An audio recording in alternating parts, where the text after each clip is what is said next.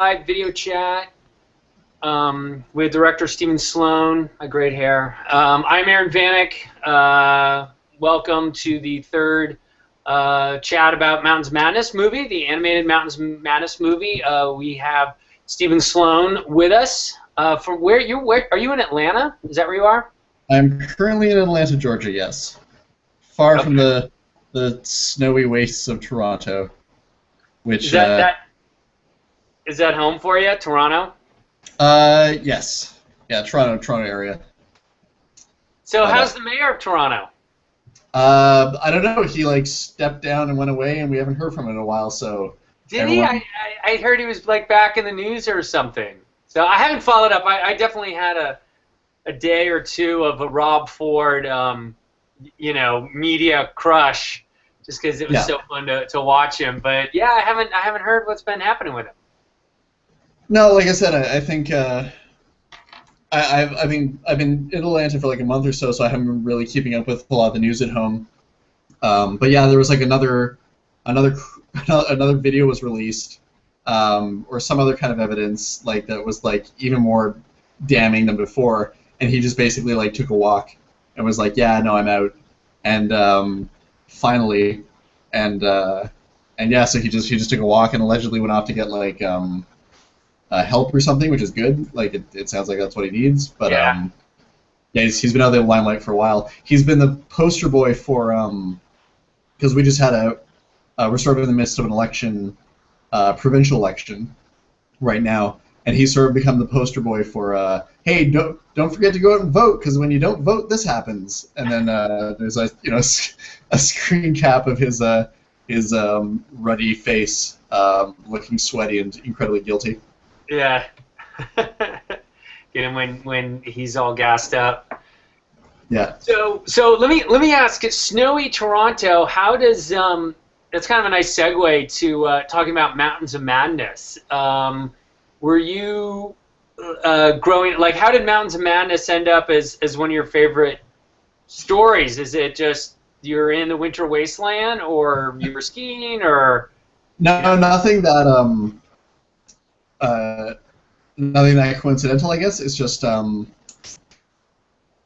could take kind of a roundabout route on this. I got into Lovecraft sort of accidentally a long time ago. I was into Lovecraft before it was cool, before there were plush Cthulhus and things like that, not to come off as a total hipster douche, but in 1992, I might be getting the year wrong, but in 1992 this game came out called nice. Sorry. In 1992 this game came out called Alone in the Dark, which you've probably heard of. Yep. And it was the original Alone in the Dark for PC, and it had cutting edge 3D graphics, which had enough there were so few polygons that you could count them on your fingers. The characters were so low res, but it was fantastic at the time. It was like, oh my god, 3D characters moving around, that's crazy. And it was this horror theme, and the horror games weren't a huge commodity either. So I got all excited about it, and I read up on it, and it's it's the storyline, or a lot of the background for this game is drawn from this Lovecraft mythos, and I'm I've never heard of this before. And then it was a video game magazine I was reading, and they had an incredibly brief write-up on him. And I was like, this sounds very cool. And my dad had been really good about introducing me to old Pulp Fiction or old serials and things from back in the day. So I knew that there was cool stuff to be had from the past. It wasn't all just contemporary, entertainment. So yeah, I went to the library and looked it up, and they had a Lovecraft anthology. So I took that. And this is so long ago that a lot of his heavier stuff didn't connect with me. A lot of his his dreamscapes and things like that. That was a little bit above my head at the time.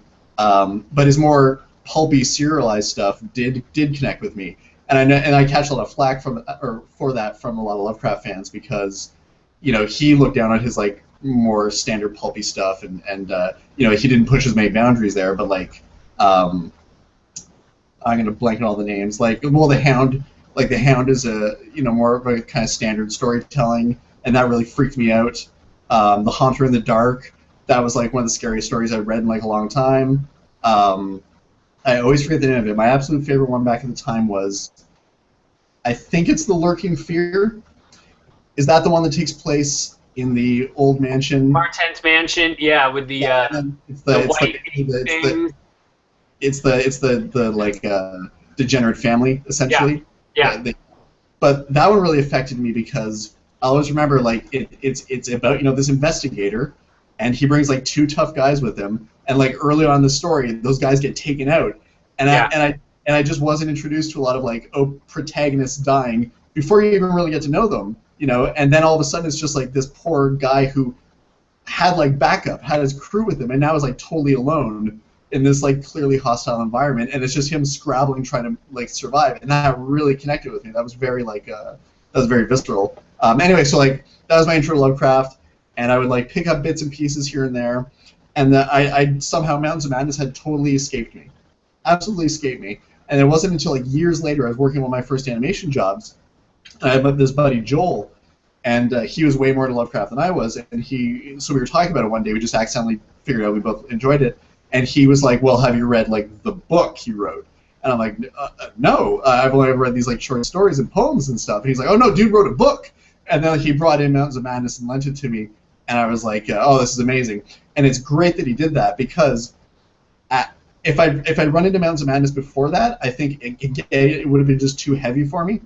Like, there's so much exposition and so much narrative, and, like, you really have to put yourself, like, what's happening is very tense and frightening because you're hearing about it remotely, from Lake, at the beginning at least, you're in dire shoes, you're only hearing these reports from the other camp, and you're like, oh my god, this sounds incredible. And if I read that when I was younger, I was like, well, show me the money, what's going on? Why are we just hearing about this? And then I was, when I did finally read it, I was at an age where I could be like, oh, this tension's incredible, So it really connected with you there, and it was, it was a meteor piece of work too. I could really sink my teeth into it. Whereas a lot of his other work, it's like you get really into it and then it's over. And unfortunately, you've only got a finite amount of work to go through before you're unfortunately out of Lovecraft. Yeah. He it's definitely sort of an interesting route to Lovecraft. Mine was somewhat similar, but I started with a Call of Cthulhu role-playing game. Right. The Chaosium role-playing game, and that led me to the stories, and I was off. And noticed about like Lovecraft's oeuvre, his collection, so many of them are short stories. He does have a couple novellas. It's like they're very, very short novels or very, very long stories. Mountains of Madness being one, Dream Quest of Unknown Kadath being another, Case Charles Dexter Ward, which is a thin novel. So he does have other ones in terms of length. And what I think you said is very true for a lot of people is like when you encounter H.P. Lovecraft, when you first sort of are introduced to him as a figure and that his writing is very crucial and very key. And a lot of people that I know, that I hear from, first get Lovecraft somewhere in middle school, high school, early college, sort of that time frame when it just clicks and stays in. And I do think that if you come to Lovecraft sooner, if you're younger, it's going to be probably too deep for you. If it's later, it'll be like, nah, it's not necessarily there. And this I don't know if this is necessarily true for everybody, but that was it. I think for me, just to clip into Lovecraft in late high school was the exact right time for his vision of the cosmos and everything to kind of influence me and go in there. So I'm interested in like other people, if anybody else comments, like when you first encountered Lovecraft, what age were you? What situation? Whether it was through video games or role-playing games or artwork or a plush Cthulhu, even how old were you or are you? And did that, I'd love to see a study on that. Yeah. What are the inroads to Lovecraft? Because he's like it's spread out into popular culture so much that like you almost can't help but avoid encountering it, even if you don't know what the source material is. Like you might love the role playing game, or you might love a video game based on it. I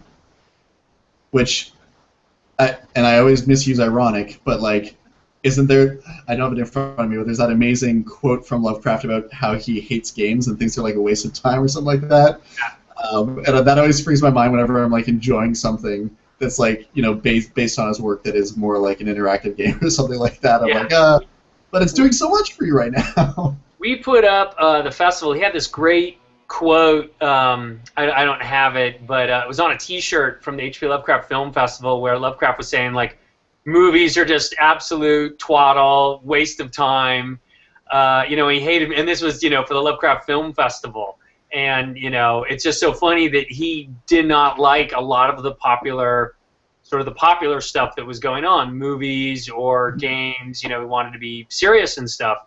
And I was asked this question at Necronomicon at a panel that I was doing on Lovecraft and movies.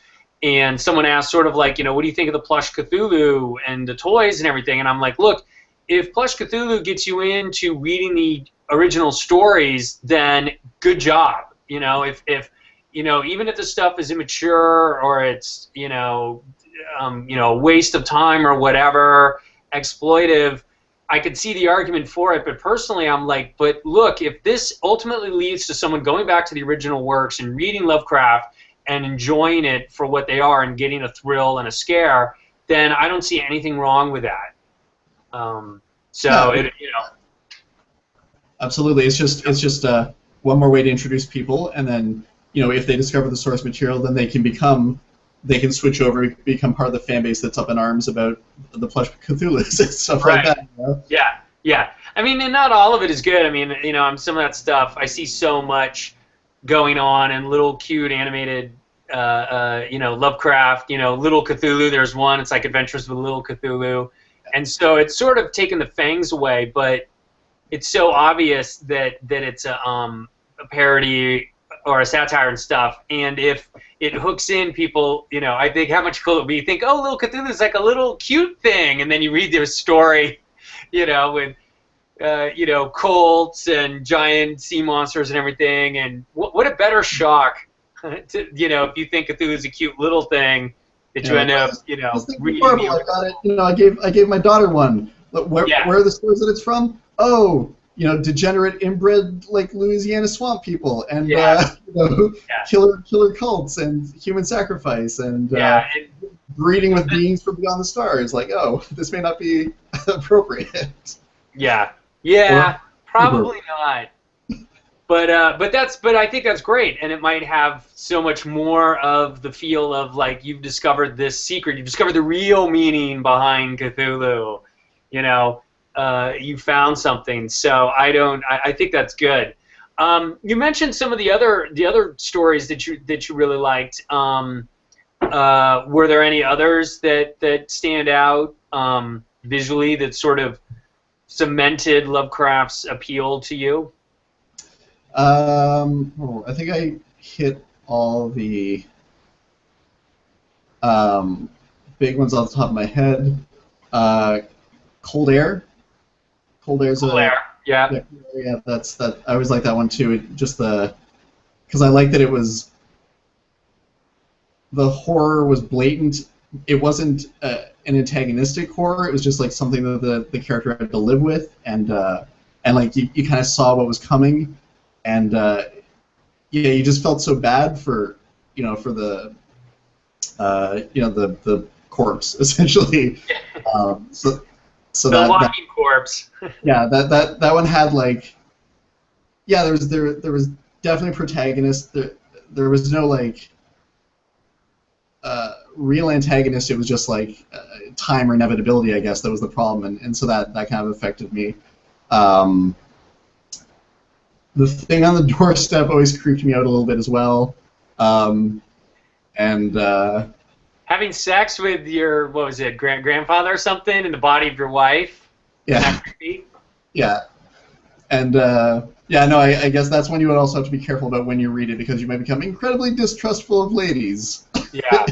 That was like Lovecraft's like one female character. Although he did have a lot of other stuff that he wrote and Ghost wrote.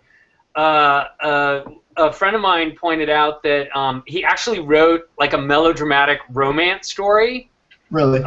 I forgot what it's called. Yeah, but it's a straight up. But he did it like as pastiche because he was so sick of it. And he's like, "Here's the formula," and he was only making fun of it, the formula. But yes, there is a straight like dramatic romance, like twirling mustache, tie, Penelope to the train tracks kind of Really?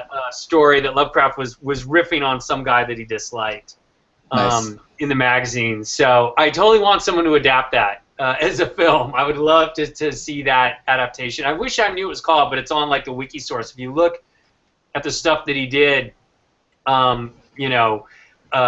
a lot of them, and especially things that it's so interesting how they would affect people. Ones that he really enjoyed and really liked affect some people, but then other ones that were just toss-off, kind of knock-off stories like Reanimator, we talked about, had also a large effect.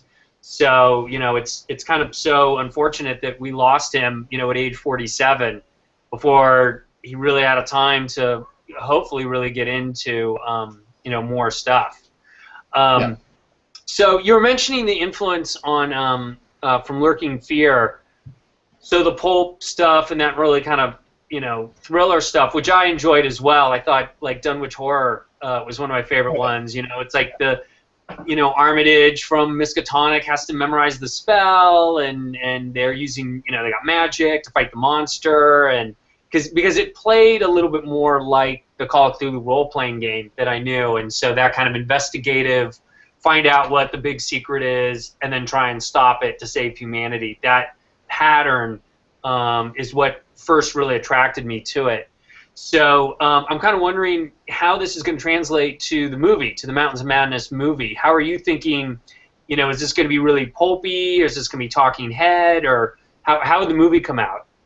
Right. It's well, I don't want to go totally pulpy, because I do want to stay true to the vibe of the book as much as possible. I've said before that it's going to be an adaptation. It's not a translation, just because the story works incredibly well as a book, in literature, but translating it directly into a visual medium isn't going to work precisely well.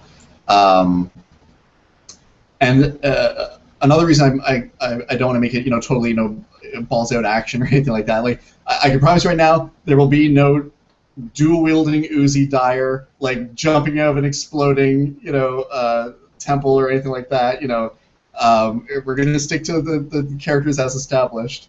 But and one of the reasons behind that is it's not just because I like to stick to the vibe of the original book, but also for practical reasons. This is an independent production. We're doing it for a significant budget as an independent production, but even still, we need to find ways to kind of keep costs down. And while animation's amazing because literally your imagination's the limit. Oh, you're breaking up on my end. Steven, you still there? Screen.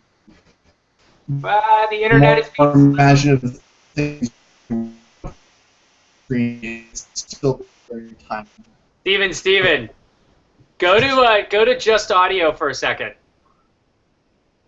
You totally broke up on that. Go to Just Audio if you can. And say it again. All right, I'm on Just Audio. Okay, say that again. I'm just on audio. Yeah, I heard that. Oh, now I'm just on audio. I'm simply on audio. Here, let me turn it off. Okay, there. So now we're just on audio. We got most of it. Okay, so the last question is, I know. Okay. So let's just. So you've seen us, and now we're just going to be audio, so it doesn't break up. Thank you, internet connection. I got a message on the thing. Pulp? Yeah. Oh, okay. Go ahead. So it's not totally pulpy because you were talking about, at least the last thing we heard is you can do anything you want with animation, but you were saying there's still budget concerns. I mean, I can't just have a crazy Michael Bay Transformers 5. You could, but yeah, you're going to be able to have very few of those compared to like something with like a $100 million budget or something like that. So where was I going with that? Yeah, like because we're doing animation, we save costs on things like having to have a CGI monster that meshes perfectly with the actors against the green screen or whatever. That uncanny valley is what kills a lot of independent productions. As far as CG's come, like if you don't nail it just right, it just rips the audience out of the movie. So doing animated monsters with animated characters, it's going to be able to mesh a lot easier. But if we have, and so we can create more big spectacle scenes. Then we'd be able to, if you're doing like a live action movie or something with this budget. But those big spectacle scenes are still very time intensive, so we can't have every scene be a big spectacle. We've got to kind of limit ourselves to that. So by to the long way around me saying is, so by sticking to the original intent of the book a bit and keeping things dark and mysterious and a little bit slow, we'll be able to kind of reserve the story, keep it very intimate and dark and simple at times, and then maybe have a couple of these explosive spectacle moments planted very strategically without. And so that way I think we'll be able to find a nice mix of keeping the dark, slow, very purposeful narrative that Dyer's kind of building about the situation, same as it is in the book, and then have these very intense big animation moments that look really cool and will make for us, an awesome trailer as well. Yeah, I think that's the way to go. And just from what I've seen in a lot of the horror movies and stuff, what I enjoy and want to see is kind of the reaction to something.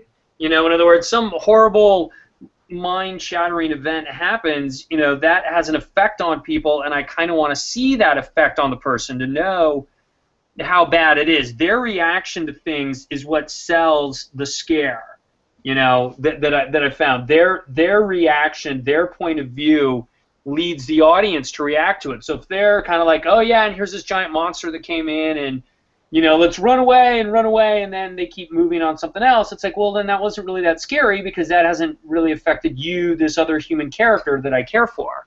Mm-hmm.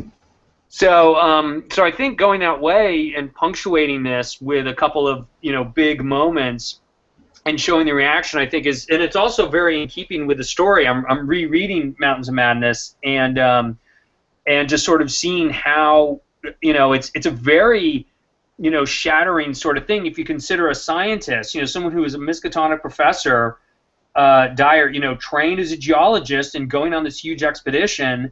And all his instincts are saying, no, we cannot do scientific investigation. And he's trying to stop the march of science, essentially. I mean, that's a complete 180 degrees from a professor. And what would do that to someone, I think, is a complete great thing to explore. So I think you've got the right sort of angle on this.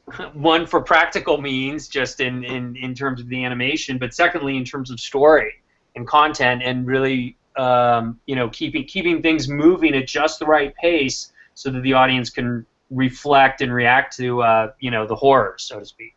Yeah, you bring up the having the characters react appropriately to these things, and that was definitely a challenge. I've been working on this since around 2010, just trying to get it developed and just piecing it together a little bit at a time. And so early on, my partner and I wrote a script to try adapting it, just like a draft to see what was feasible and how we might handle this as an animated adaptation. And it all went very swimmingly until we had to have these guys react in an appropriate manner, to some of the things that they were encountering, and that became tough because we did want to make it like very impactful, like it's a big deal that like all of human history is being turned upside down, and all of a sudden there's these this entire other section of the story of the planet Earth that wasn't even conceived of before. And this is all very heavy stuff to get laid on you all at once. And Dyer being a scientist and a very seasoned scientist was one of the things that we kind of clung to to make it believable that he'd be able to like maintain some of his composure throughout this. Like he has an analytical mind. He's able to take the facts, disseminate them, and then kind of move on without it totally crippling him. And we also found that initial bit of time where he's, he doesn't encounter it all right away. It's Lake's expedition that encounters it all right away, and he's getting fed this just pure information over the radio, like, here are these fossils we found, and here's how big they are, and here's their dimensions, and here's what we think they are.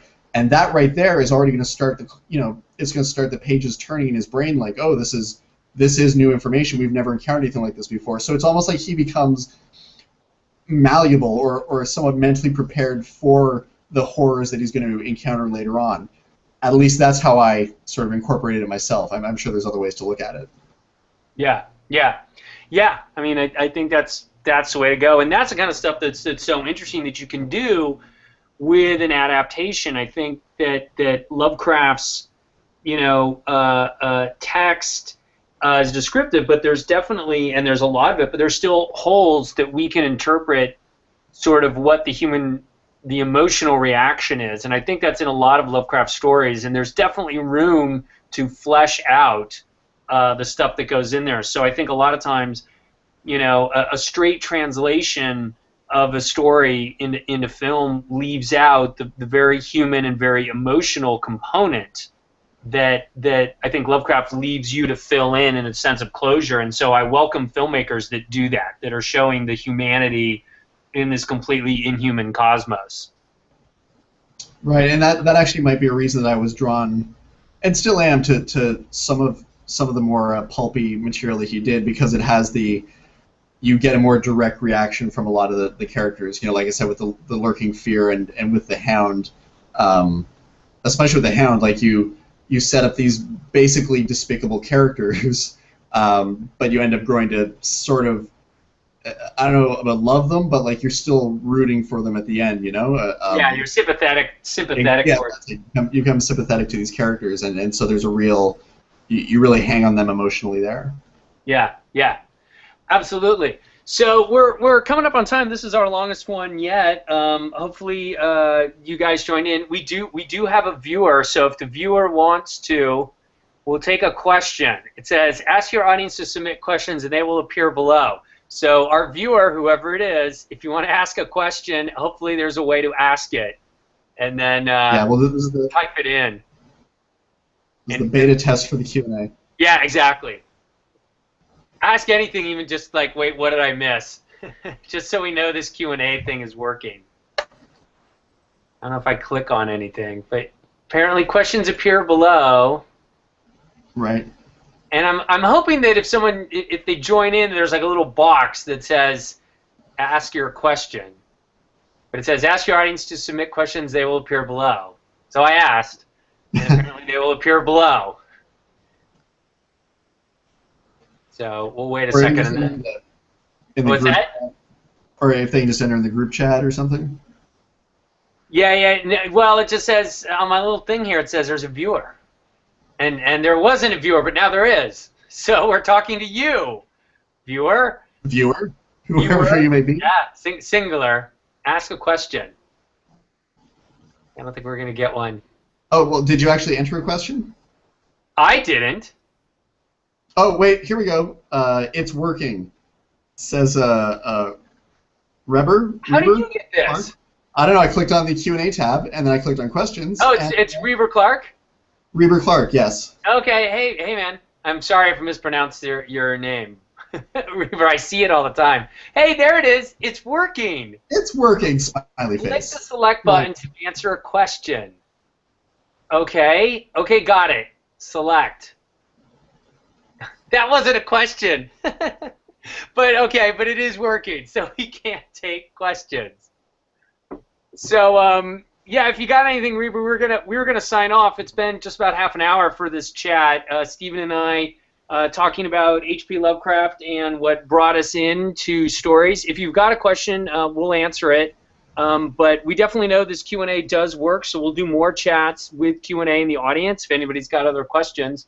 But please check out the Mountains of Madness movie. We have a Kickstarter going. Got it. Thank you, Reber. We have a Kickstarter going. We definitely need more donors. I think we're coming up on a month left, 30 days. I think it's a little more than 30 days. A little over 30 days. Yeah. And so, go ahead. I was just gonna say more donors is of course a good thing. Like, I'm not gonna say no to that, but also just like getting the word out. Like it's the ideal situation is that we get like Boing Boing or some outlet like that to pick up on the story. And I mean the fact that we've still got 30 days, we're over 10 grand for backers so far, which is pretty cool. So I think with that information, to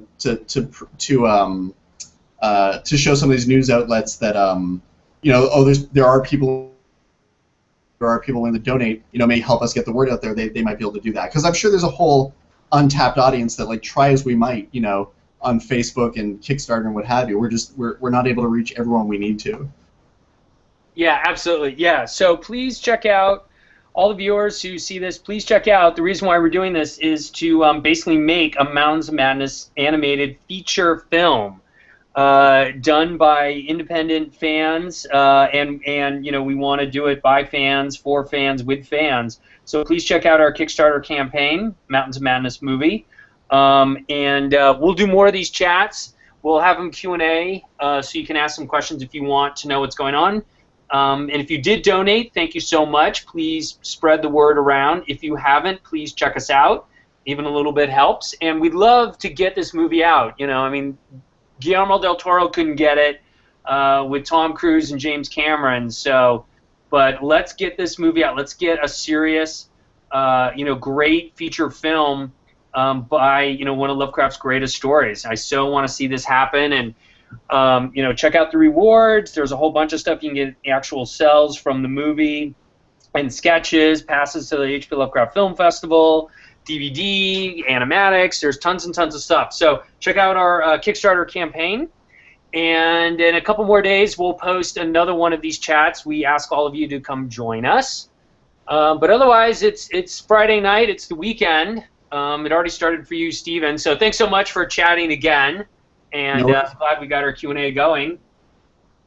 Yeah, we'll be more prepared for next time. And I just want to say that, like, regardless of the Kickstarter, we're dedicated to making this movie happen, because I'm very interested in a Mountains of Madness adaptation that does not involve Dyer driving off the Plateau of Leng on the back of a motocross bike, firing a rocket launcher at an elder thing. I think that'd be cool to see, but I'd also like a version that's maybe a little bit closer to the book. Yeah, yes. Let's get something that's actually, not quite so Hollywood, and I think that's the way to go, is an independent route where, you have someone who wants to stay true to Lovecraft's vision and isn't making it for, some producer who's never even heard of the guy. So anyway, yeah, thank you very much, Steven. Have a great weekend. We'll touch base again with all of you viewers, who hopefully we'll be getting after this. Thank you much. Have a great weekend, and we'll be talking later. All right. Good night. Good night.